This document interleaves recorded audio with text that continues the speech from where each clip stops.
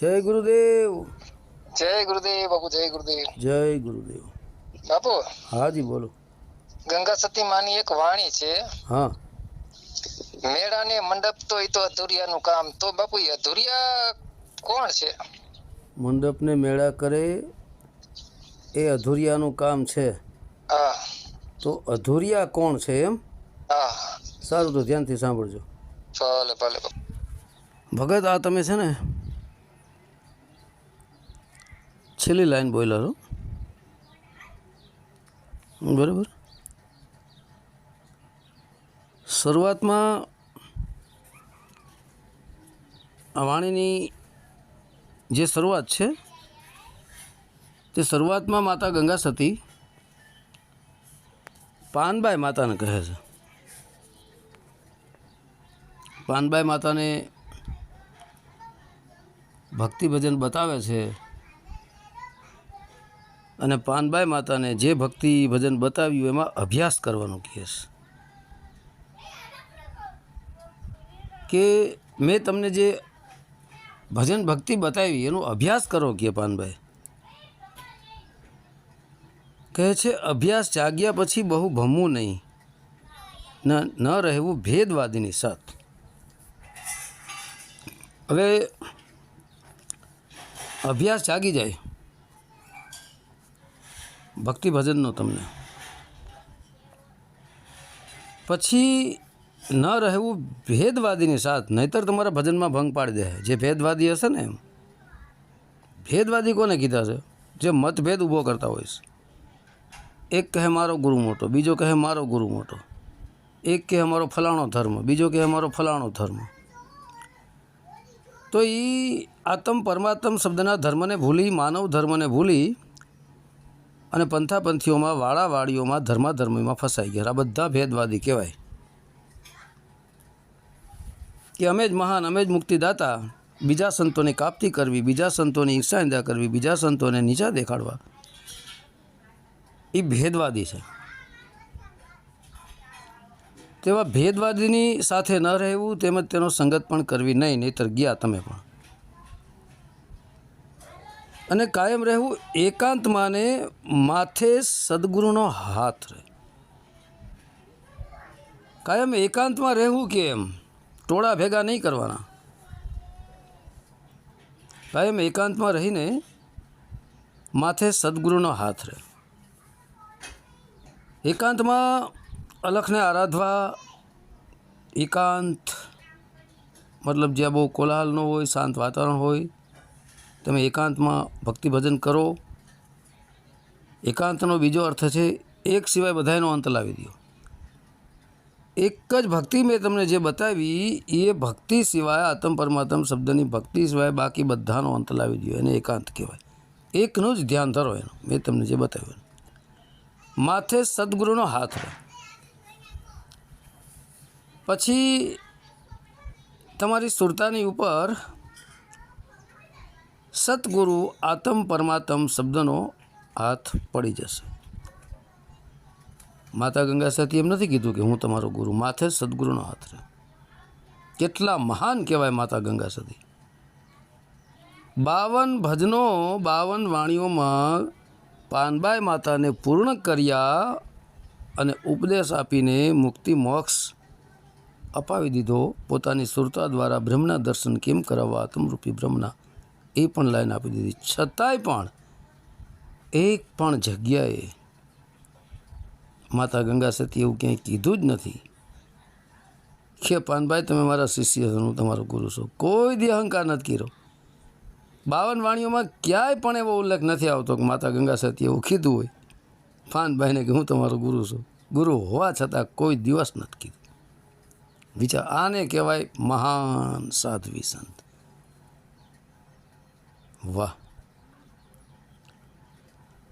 પછી કે તીર્થ વ્રત પછી કરવા નહીં ને ન કરવા સદગુરુના કર્મ રહે. હવે કીધું કે તીર્થ વ્રત પછી કરવા નહીં, મતલબ બહાર પણ તમારે ક્યાંય તીર્થ વ્રત કરવાની જવાની જરૂર નથી. પછી જે અભ્યાસ તમને જાગી ગયો હવે સુરતાને તમારી ત્યાં જ તમે ટકાડી રાખો સોહમ શબ્દની અંદર, અને પછી તીરથ કે વ્રત કરવા નહીં. તીરથ પછી સુરતાને ક્યાંય ભટકાવી નહીં. કામ, ક્રોધ, લોભ, મદમોહ, શબ્દ, સ્પર્શ, રૂપરસ, ગંધ આ બધે ક્યાંય એને સુરતાને તીર્થમાં જવા ન દેતા, બીજી જગ્યાએ કે ફરવાનું જવા દેતા. અને વ્રત પણ પછી કરવા નહીં. વ્રત એટલે બાધા. તમારી સુરતા શબ્દ સાથે જોડાઈ ગઈ, આત્મા સાથે જોડાઈ ગઈ, પછી બધું ઘટી ગયું, ઉડી ગયું. બાધાય નથી ને કોઈ તીરથય નથી ને વ્રતય નથી. અને ન કરવા સદગુરુના કર્મ રહે. હવે ન કરવા સદગુરુના કર્મ, જે જગ્યાએ આપણા ગુરુની બેઇજ્જતી થતી હોય, જે જગ્યાએ આપણા ગુરુની આબરૂ જાતી હોય, જે જગ્યાએ આપણા ગુરુની ઈર્ષાંદા ટીકા થતી હોય, એવી જગ્યાએ જવું નહીં. એ બધા ઢોંગી પાખંડીઓ છે, એકાબીજાની ઈર્ષાનિંદા કરવાવાળા, વાદ વિવાદ કરવાવાળા, તર્ક વિતર્ક કરવાવાળા. એ તો બુદ્ધિનો વિષય છે, ભક્તિનો નથી. તર્ક કરવો, વાદ કરવો, વિવાદ કરવો, ઈર્ષાનિંદા કરવા, એ વિષય બુદ્ધિનો છે. એ વાણી વિલાસ છે, વિશેષમાં કાંઈ નથી. આત્મ પરમાત્માની એને ખબર ન હોય. તો આપણા સદગુરુને કોઈ લાંછન લાગે, એની અપકીર્તિ થાય, એવા કોઈ કર્મ કરવા નહીં. અને સદગુરુના જે વચન બતાવ્યું, સોમ શબ્દને જ વચન કહેવાય. વચન કયો એટલે વાણી થાય, ને શબ્દ કયો એટલે નર થાય. એ સોમ શબ્દરૂપી વચનમાં જ રહેવું અને ન કરવા સદગુરુના કર્મ. સદગુરુની હાસી થતી હોય, સદગુરુની નિંદા ઈર્ષા થતી હોય, એવા ભેદવાદીની સાથે કોઈ દી રહેવું નહીં. એક કે મારો ગુરુ મોટો, બીજો કે મારો ગુરુ મોટો, એક કે અમારી પાસે મુક્તિ, બીજો કે અમારી પાસે મુક્તિ. આ બધું ઢોંગ પાખંડ છે. કહે છે એવી રે ખટપટ છોડી દેવી રે, જ્યારે જણાય માયલો મરમર. આવી જે ખટપટ છે ને, વાની વાં કરવીને, વાની વાં કરવીને, વાની વાં કરવીને, આ બધી ખટપટ છે. આ ખટપટમાં રહેવું નહીં. હે, જે ખટપટ જ કરતા ફરતા હોય, ઈર્ષાનિંદા જ કરતા હોય, વાની વાં કરે ને વાની વાં કરે ને, આવા ખટપટિયાઓ સાથે રહેવું નહીં. આ બધા ખટપટિયા છે, આ બધા ધંધાદારી ગુરુ છે. જો આ ખટપટ છોડી દેવો ને, જ્યારે જણાય માયલાનો માલ, ત્યારે તમને માયલાનો મર્મ જણાય. અંદરનો જે આત્મા છે, સોમ શબ્દ છે, આત્મા છે, ત્યારે તમને એનો ભેદ જણાશે. મર્મ એટલે ભેદ. ત્યારે તમને એનો ભેદ જણાશે. હવે આ ખટપટિયા શું કરતા હોય છે? વાદ વિવાદીય ઈર્ષાનિંદા. એ ખટપટ કરી કરી અને એક ભોળા તેતરને ફસાવી લે પોતાની જાળમાં. 52 અક્ષરોની શબ્દની જાળ પાથરી એક તેતરને ફસાવી લઈને પિંજરા 52 અક્ષરના પિંજરામાં પૂરી દે. પછી એ જે તેતર હોય એને લઈને અમુક ઠેકાણે જાય. 52 અક્ષરની ઝાડ પાથરી હોય, તેતરને પિંજરામાં પૂરી દીધું હોય 52 અક્ષરની ઝાડમાં, અને 52 અક્ષરની ઝાડ ફેલાવી હોય ને પછી પોતે પાછળ રહીએ, દેખાય નહીં એમ. એટલે તેતર બોલે તિલ્યુક તિલ્યુક તિલ્યુક એની ભાષામાં. એટલે બીજા અનેક તેતર આવે એની વાત સાંભળી, એની ભાષા સાંભળી. પણ ઓલા ભોળા તેતરને ખબર નથી કે અમને ફસાવવા માટે આ 52 અક્ષરની ઝાડ બિછાવવામાં આવી છે. એટલે બીજા ભોળા તેતર બધા ફસાઈ જાય. પણ એક તેતરને પહેલાં પઢાવી લે અને પિંજરામાં પૂરી દે, પોતાના પિંજરામાં 52 અક્ષરી. પછી એ ભોળું તેતર અવાજ મારીને બીજા તેતરને ભોળાઓને ભેગા કરે અને આ 52 અક્ષર ઝાડમાં ફસાવી દે. આને કહેવાય ધંધા. બીજા ભોળા તેતરને પકડવાના, પહેલાં એક તેતરને પટાવવું પડે. આમાં ઘણું બધું છે, પણ હું તમને આટલું જ કહું છું, સમજી ગયા છો બરાબર. પછી કહે છે હરિમય જ્યારે જગતને જાણ્યું રે, ત્યારે પરપંચથી રહેવું દૂર ને મોહ સગડો પછી છોડી દેવો ને હરિ ભાળવા ભરપૂર રે. વાહ! હરિમય જ્યારે તમે જગતને જાણો, આખું જે જગત છે હરિમય છે, સર્વ વ્યાપક, જલમાં, થલમાં, અણુઅણુમાં, કણકણમાં, સ્થાવર જંગમ, દરેક જગ્યાએ પરમાત્માનો વાસ છે. દરેક જગ્યાએ, કોઈ જગ્યાના વગર ખાલી નથી. આવું માતા ગંગા સતી પાનબાઈને કહે છે કે હરિમય જ્યારે જગતને જાણ્યું કે આખું જગત હરિની અંદર જ છે, કોઈ બહાર નથી, અને હરિ બધા આખા જગતની અંદર છે, તો કોઈ સ્થાન એવું નથી કે જ્યાં એ નથી એમ. પણ એ ઢોંગી પાખંડીઓને, મતવાદીને, ભેદવાદીને નથી સમજાતું. ત્યારે પરપંચથી રહેવું દૂર. જ્યારે જગતને હરિમય જાણી લીધું ત્યારે આ બધું જે પરપંચ કરે ને, નવટંકી, નાટક ને આરતીઓ ને પૂજા ને હામૈયા ને પગ ધોરાઈને પાણી પીવરાવવું ને પછી ક્યાં ચરણામૃત છે, તો મરી શું કામ જાઓ છો બધાય? દેહની પૂજા, આરતીઓ આ બધા અંતકાળથી રાખે પૂજાવાની આશા એને ક્યાંથી લાગે હરિનો રંગ? કોઈ દિવસ ન લાગે. આ બધું પરપંચ છે, નવટંકી નાટક છે, લોકોને ફસાવીને એનું ધન હડપવાના ધંધા છે. એટલા માટે નવટંકીના નાટક કરી ભોવાયાના વેહ કરી કરીને નીકળી જાય છે. તો માગે કોણ? ભાંડ ભવાયા. કારણ કે ભોવાયાનો વેહ કરે તો જ પૈસા પબ્લિક આપે ને, એનો કાંઈક વ્યસ્ત તો ભજવો પડે ને. એટલે આ બધું ઢોંગ પાખંડ છે ભગત, આવાથી દૂર રહેજો. મોહ સગડો પછી છોડી દેવો, તમામ પ્રકારનો મોહ છોડી દેવો. હે શબ્દ, સ્પર્શ, રૂપરસ, ગંધ, વિષય, વાસના, ટોટલ મોહ. હું દેહ નથી, હું શરીર નથી, હું જન્મતો નથી, મરતો નથી, મારું કાંઈ છે નહીં, હું પણ કાંઈ નથી. ટોટલ મોહ માયા છોડી દેવી, સગડો. હે અરે ચેલિયું ચેલા મૂંડવાનો પણ મોહ છૂટી જવો જોઈએ, ગુરુ બનવાનો પણ મોહ છૂટી જવો જોઈએ. માતા પાનબાઈને કહે છે, કારણ કે ગંગા સતી માતાએ ક્યારેય કીધું જ નથી કે હું તમારો ગુરુ છું. એટલે મોહ સગડો પછી છોડી દેવાનો. જે મોહ માયામાં ફસાઈ ગયા છે એને સગડો મોહ છોડ્યો નથી.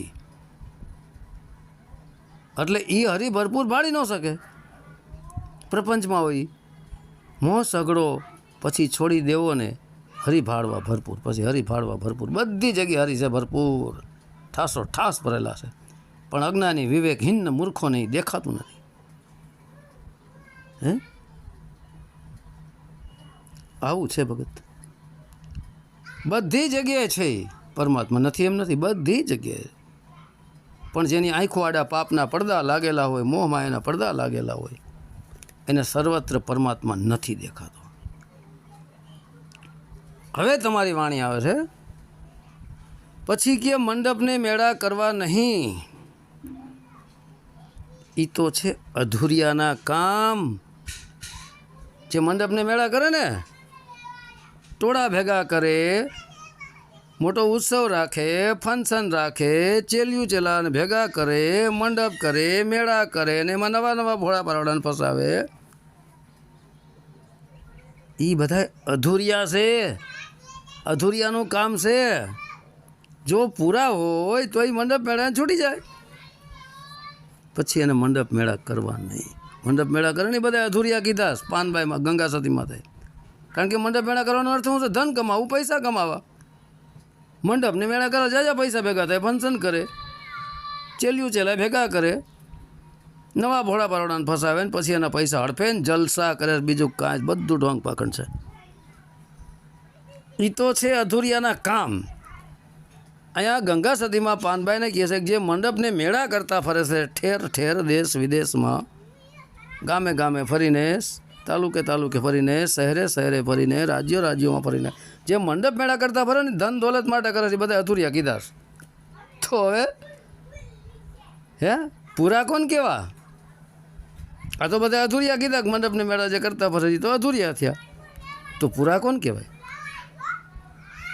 પૂરા એને કહેવાય જેને આત્મ પરમાત્મનું જ્ઞાન થઈ ગયું. આત્મ પરમાત્મ શબ્દનું જેને જ્ઞાન થઈ ગયું એને મંડપ મેળા છૂટી જાય. અને જે મંડપ મેળા કરે છે એને આત્મ પરમાત્મ શબ્દનું જ્ઞાન થયું નથી, એ અધૂરિયા છે ભગત. ચોખ્ખો હિસાબ છે. જેને આત્મ જ્ઞાન થઈ ગયું એને પછી ક્યાં ભટકવાનું રહેશે કે કોઈને ભટકાવવાની? બધા ધંધા છે. જે મંડપ મેળા કરે છે આત્મજ્ઞાન નથી થયું, જેને આત્મજ્ઞાન થયું છે એ મંડપ મેળા બંધ કરી દઈએ. કારણ કે મંડપ મેળામાં જાજા ભેગા અધૂરિયા જ કરતા હોય છે. પૂરા કોઈ દી કરે ને, પૂરાને કાંઈ લેવા દેવા જ નથી.